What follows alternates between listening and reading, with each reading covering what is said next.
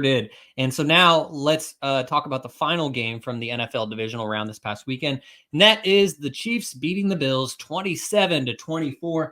Unfortunately for older Bills fans, they had a flashback of the past, deja vu, because when you think about the 4 consecutive Super Bowls that the Bills made it to in the early 90s, one of those they lost because the kick went wide right. And that's exactly what happened with like a minute and 43 seconds left in this game. As I honestly love the Bills kicker Tyler Bass, but he missed a kick, and he's now going to be remembered, regardless of what he did the entire season. He's now going to be remembered for that one kick, and it's very unfortunate because we talk all about the weather conditions in San Francisco from this past weekend. That's basically the weather conditions that Bills fans and players have to deal with every single week that they have a home game, at least October on. And so, unfortunate for Tyler Bass. Nevertheless, Patrick Mahomes has now made it to his 6th consecutive conference championship game to start his career as a starter. Obviously, he had his rookie year where he sat on the bench behind Alex Smith. But Patrick Mahomes, he is just showing his greatness every single step of the way.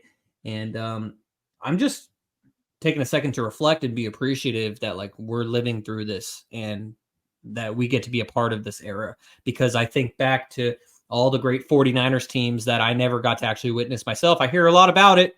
My mom always talks about the days of Joe Montana, and then we got to see, like, basically as diligent spectators, we got to see the second half of Tom Brady's run. I, for one, wasn't really there for the first 3 Super Bowls tentatively. But anyways, the Chiefs beat the Bills 27-24. Jaevon, what'd you see in this game? It was probably a game of the weekend. Besides the Niner game, I think this was the most anticipated game. Mahomes versus Josh Allen in the playoffs. What more can you ask for? Everyone always refers back to the 2021. I think it was the divisional game, the 13-second game, essentially. Gabe Davis scores 4 touchdowns, I think, in that game, and he scores the final touchdown for the Bills in regulation with 13 seconds left, and apparently that was not enough time. And ultimately, the Chiefs drive down the field and kick the field goal and force overtime, ultimately winning the game in overtime. This game, however, I think the KC only punted like once. So pretty much every time they had the ball, they were scoring drives. The Bills really didn't have an answer for Mahomes, who really doesn't show up on the box score. He only threw for 215, although he did throw for 2 touchdowns. But he was very efficient throughout the game, 17-23. Found that reconnection, that old flame, Travis Kelce.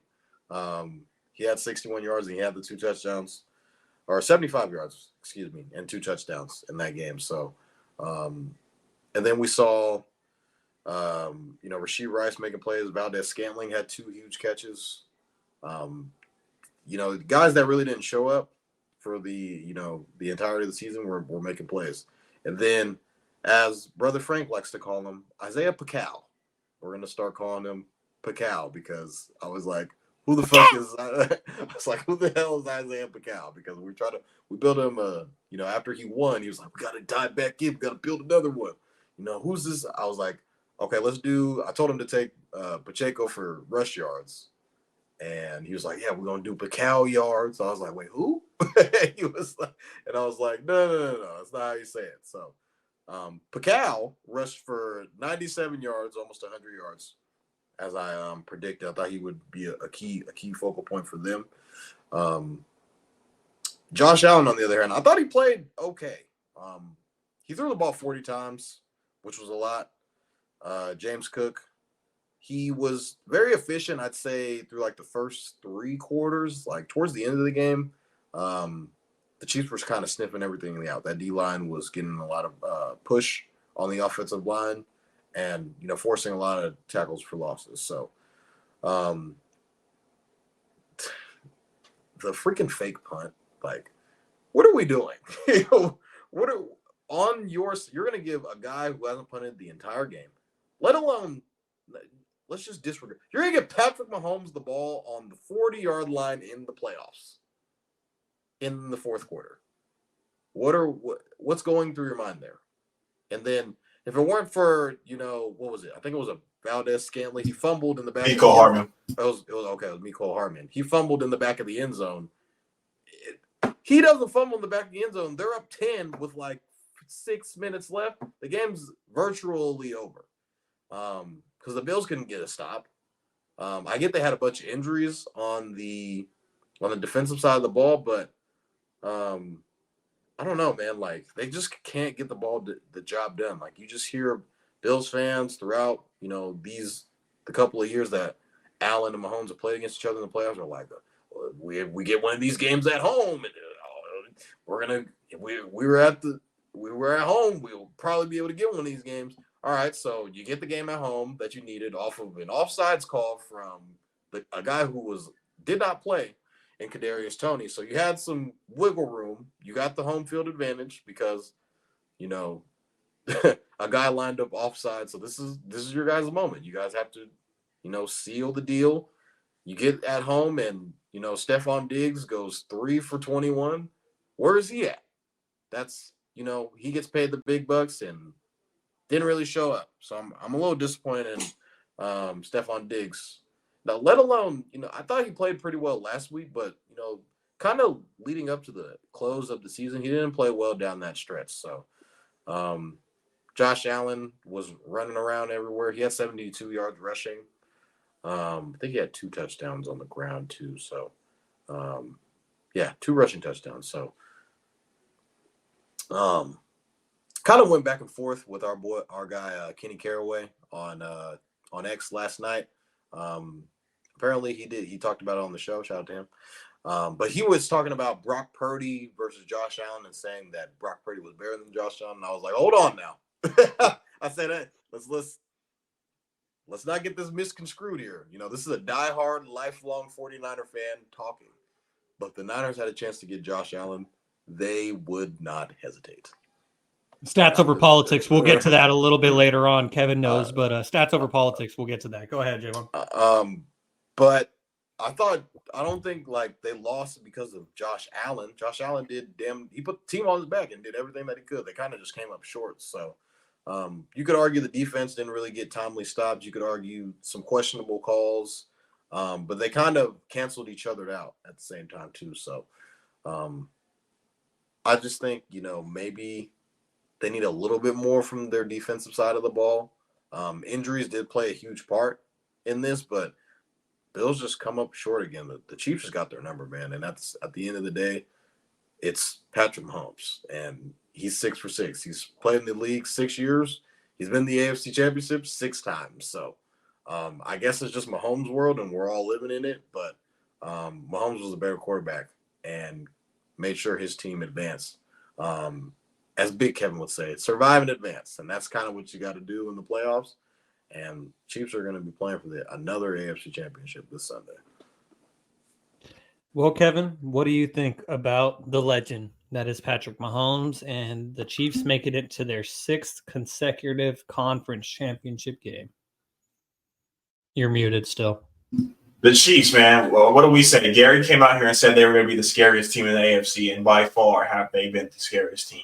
There has not been an AFC championship since 2011 that did not feature Tom Brady or Patrick Mahomes, which is crazy. The last AFC championship game we saw without them was Ben Roethlisberger and Mark Sanchez.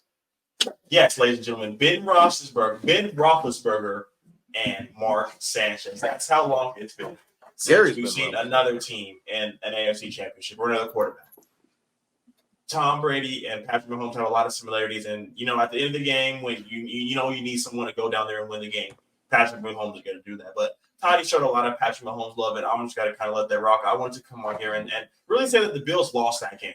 I think the Bills should have won that game outright. Toddy mentioned Stephon Diggs. He has been bad this season. It's been a while since he had a 100-yard game. It's been a couple months since he had a touchdown. All offseason you hear, or not all offseason, but Trayvon Diggs is coming in saying Stephon Diggs made Josh Allen. But when it comes down to it and you need someone to step up, it's never Stephon Diggs. It's always Josh Allen.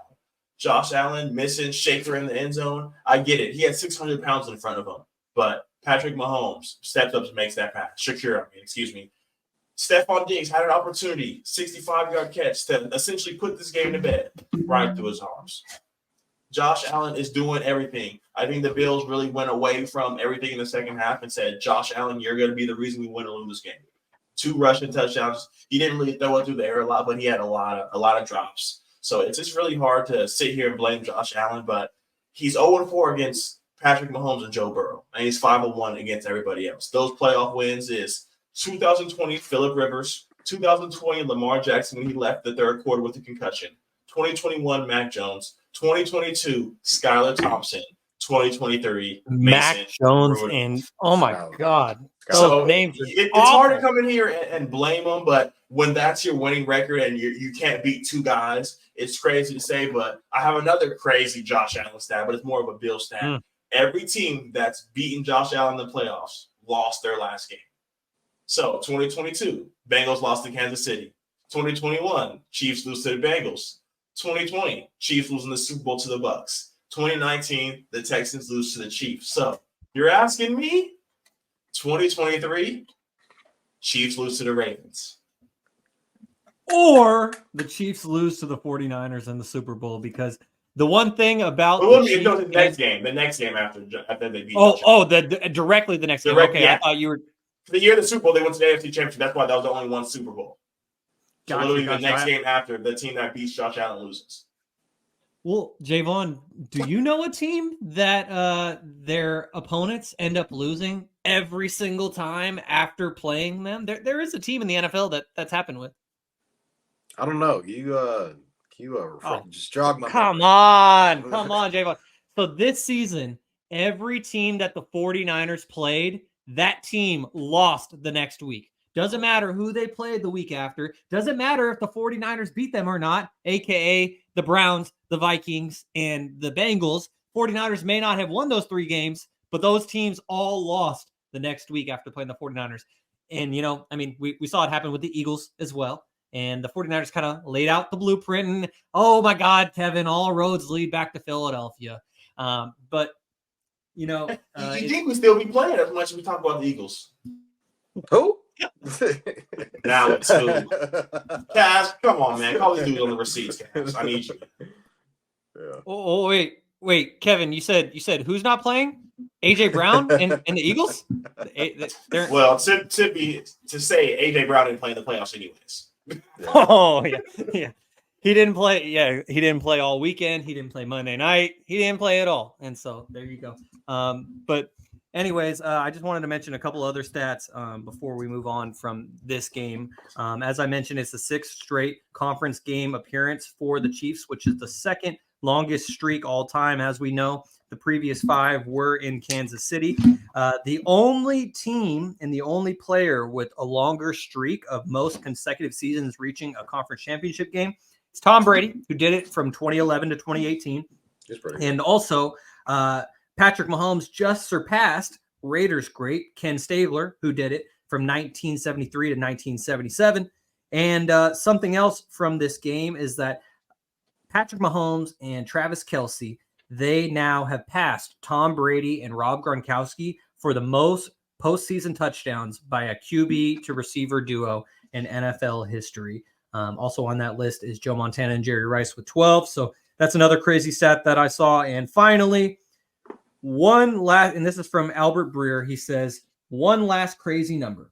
Patrick Mahomes is now tied for 7th all-time with 13 playoff wins. He has as many as Brett Favre, Ben Roethlisberger, and Roger Staubach, and more than Aaron Rodgers. If Patrick Mahomes wins the Super Bowl this season, he'll be alone in 3rd behind only Tom Brady and Joe Montana. And as Pat McAfee added, and this is how I saw the tweet because he quoted it, Patrick Mahomes, friendly reminder, everyone, is only 28 years old. So he's going to be around for a long, long time. And we're all witnessing greatness right now. He is pretty good. We talk about Garry and Kevin being LeBronologists as they are front row to witness the greatness that is LeBron James. I don't know. We might have to come up with